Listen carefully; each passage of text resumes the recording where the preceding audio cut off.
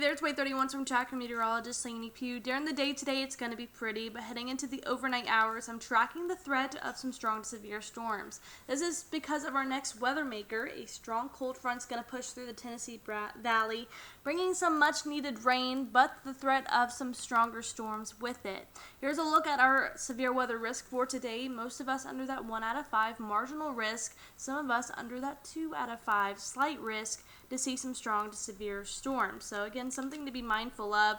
Here's a look at timing. Again, this is going to be an overnight event, so make sure you have ways to receive warnings if the weather does get a little nasty, but we aren't expecting a whole lot of severe weather with this system. We'll get to that in just a minute. But again, here's a look at timing. Over towards the shoals around midnight to 2 a.m., you can expect this storm to push by. 2 a.m. to 4 a.m. for the Huntsville Metro, including Athens, Decatur, Huntsville, Coleman. Over towards Sand Mountain, looking like it's going to be 4 a.m. to 6 a.m.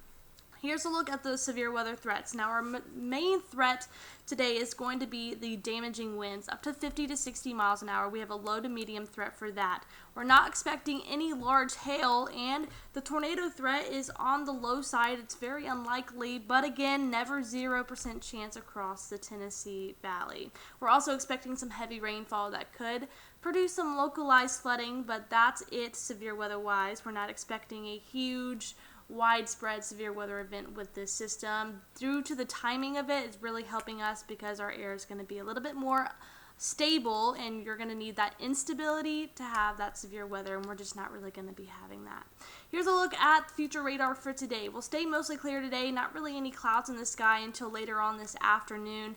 Heading into 7 p.m., we'll start to see some of the cloud coverage build in a little bit more. Heading into 10 p.m., we could start to see some showers ahead of this front, but again, we're not going to see the bulk of it until around midnight, especially over towards the shoals. It's then going to push towards the Huntsville Metro around 2 a.m., Again, heavy rainfall, gusty winds that could produce some damage as well. Around 3:30, it's heading off to the Sand Mountain region. By 7 a.m., we'll start to see the majority of that heavy rainfall enter the state of Georgia. We could just be dealing with some sprinkles behind the front. Heading into 9, we'll have another line of showers. We're not expecting any of this to be severe, but it could have some heavier rainfall as well as some gusty winds as well. But as we head into the afternoon, we'll start to dry out, and that'll be the trend heading into the rest of your Sunday as well. So if you're going off to Tuscaloosa to watch Alabama play Tennessee today, it looks like you're going to be good. Kickoff around 6:30, going to be 85 degrees, falling into the mid-70s by the last play of the game, expecting to stay dry, and that's the case for the Auburn game as well. A little bit cooler, though, sitting in the upper 70s, 6:45 kickoff, eventually falling to those low 70s by the last play of the game. If you're staying here in the Tennessee Valley, we'll stay dry heading throughout the dinner time hours, falling out of the 80s by 7 p.m. and eventually into those mid-70s by 9 p.m.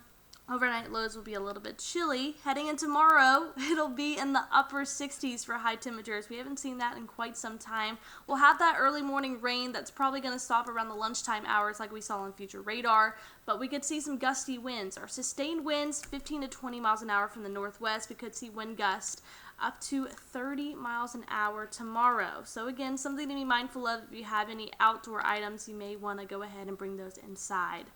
The cooler weather, that's going to be the main story after our next weather maker pushes through. We'll be in the low 70s. Overnight lows, I'm looking at Monday's low in those low 40s. Definitely going to need that jacket out going out the door on Monday. Heading into the rest of the work week, those mornings remain chilly. Heading into the afternoon, we'll stay mild in the low 70s.